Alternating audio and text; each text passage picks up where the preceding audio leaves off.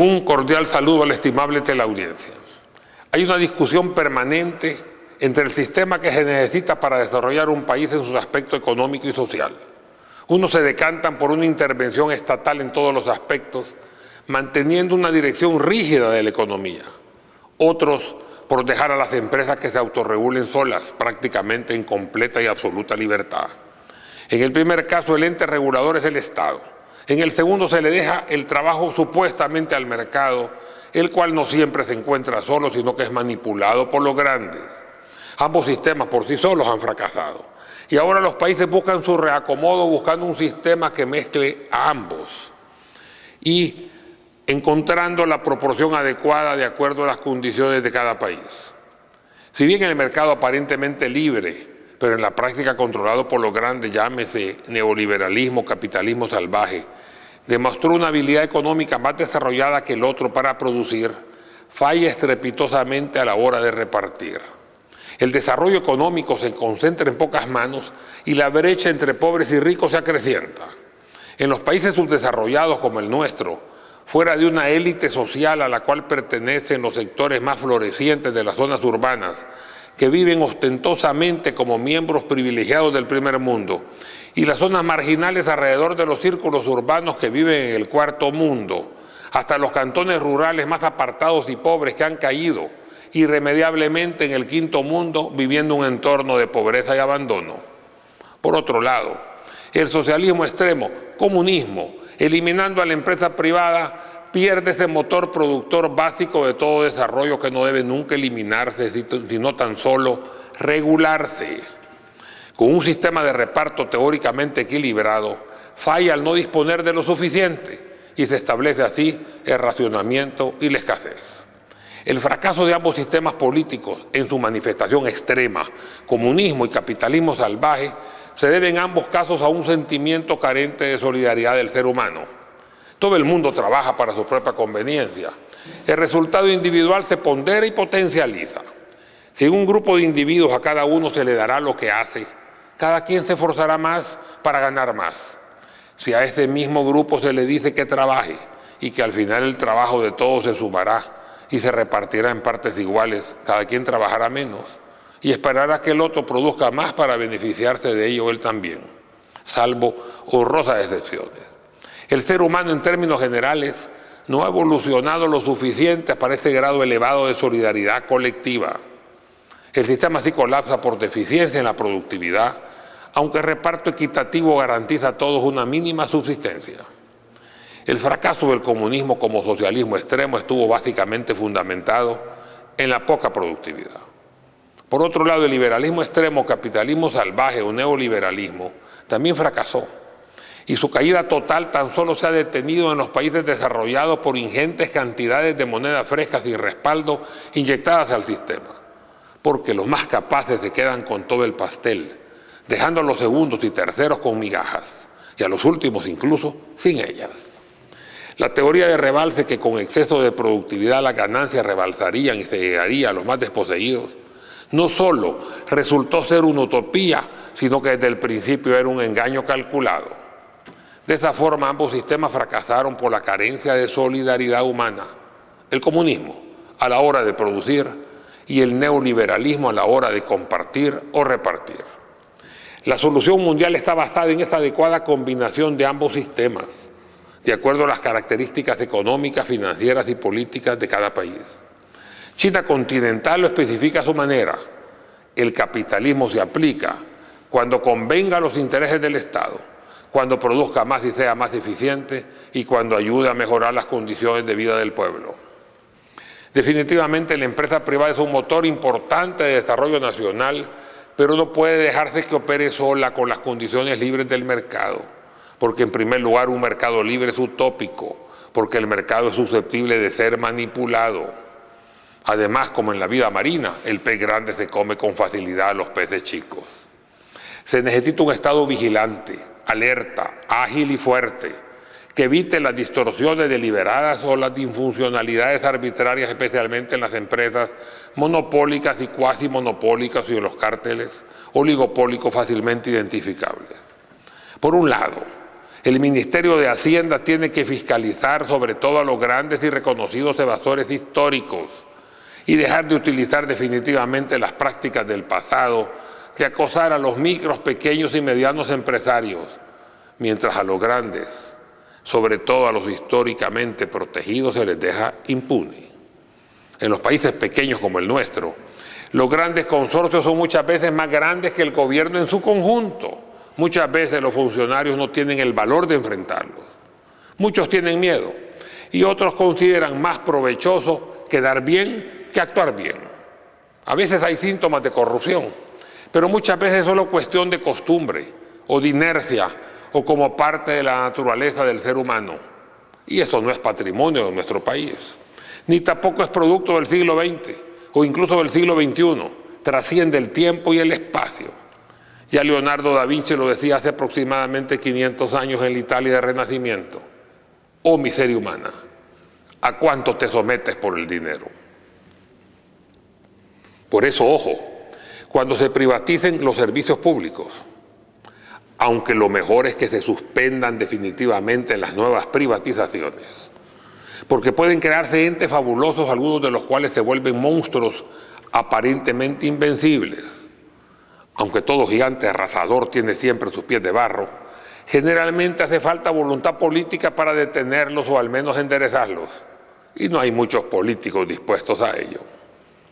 Señalar los abusos de grandes empresas no debe dar lugar tampoco a satanizar a la empresa privada o a hacer una cacería de brujas sobre todas las empresas grandes, que muchas de ellas generan empleo, declaran correctamente y pagan sus impuestos a tiempo.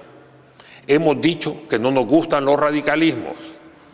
Esto generaría una pérdida de confianza en la inversión económica de nuestro país, que tanto urgentemente necesitamos. Una crítica destructiva contra la empresa privada es negativa e improcedente, pero tampoco puede dársele un cheque en blanco permitiéndole a toda empresa privada hacer lo que quiera, incluso delinquir, incumplir la ley y quedar impune. Un delito muy común, muy fácil de revisar, pero muy difícil de conseguir y mantener. La revisión fiscal correspondiente de parte de las autoridades gubernamentales, al menos hasta ahora, es la evasión fiscal de algunas grandes empresas. Una lista fue presentada en la Asamblea Legislativa a finales del 2011, comprendiendo a 42 empresas, las cuales salieron en El Colatino y El Faro, y luego se esparcieron por la web. Se tomaba como base la supuesta evasión en el 2008. Lamentablemente se señalaron casos de empresas que supuestamente estafaron al fisco, pero que habían pagado todos sus impuestos, mezclándolas con otras que tenían que aclarar los reparos porque aparentemente eran realmente evasoras. Algunas lo aclararon, otras, ya sea cumplidoras de la ley o evasoras, no, dando confusión a la vista.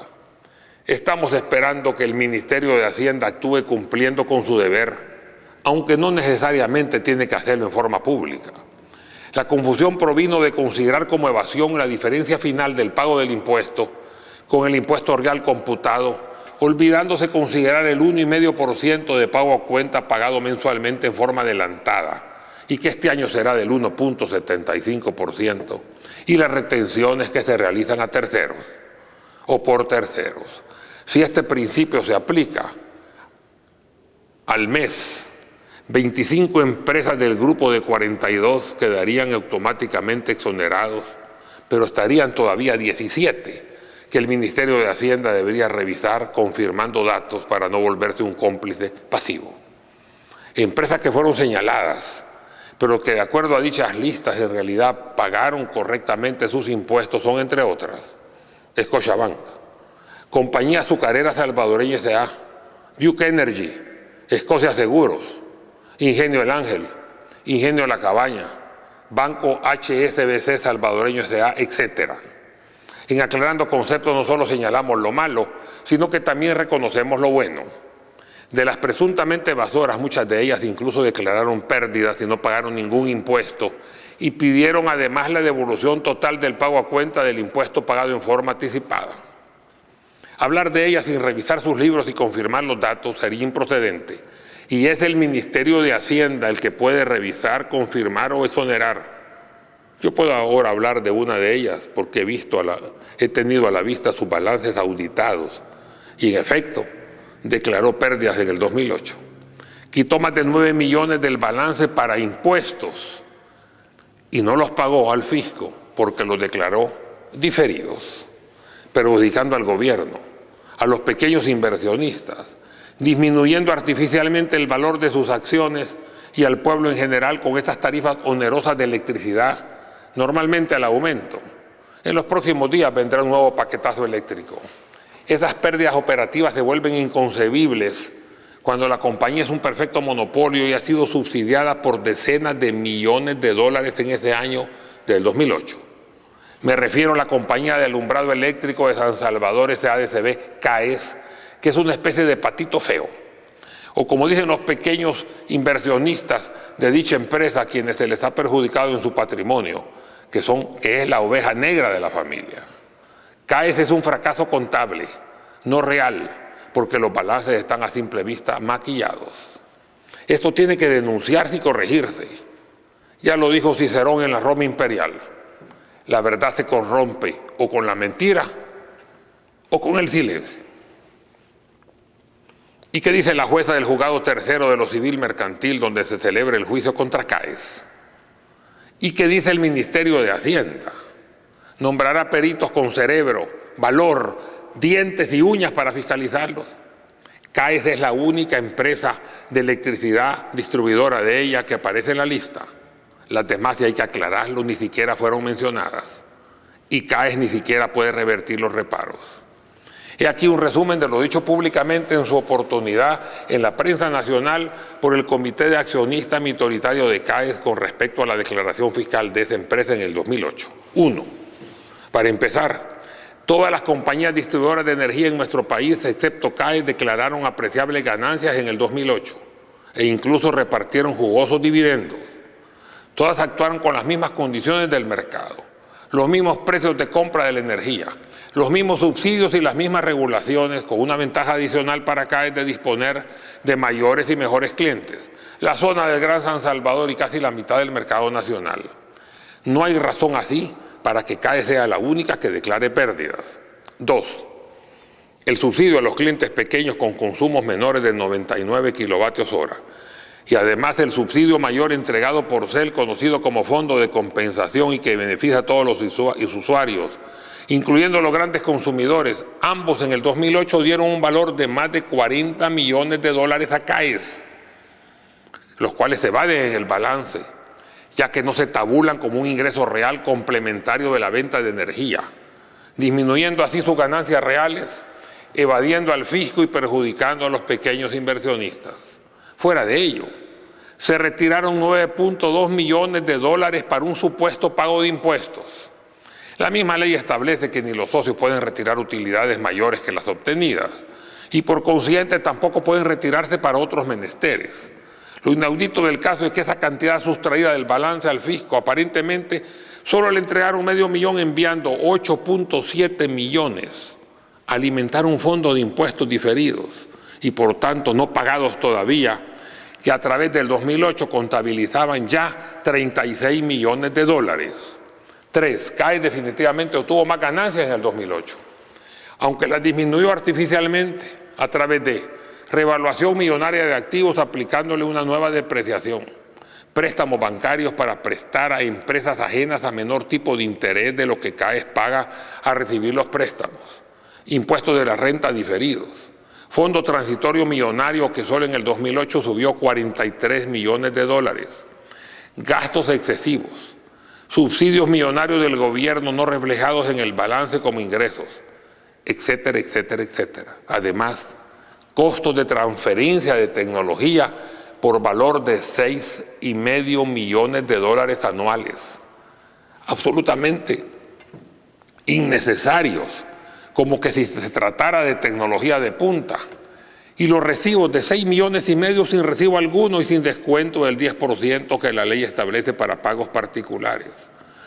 Reversión ilegal sobre 5,175,000 dólares de utilidades ya repartidas pendientes de pagar y por consiguiente propiedad de los accionistas que ninguna mayoría puede irrespetar.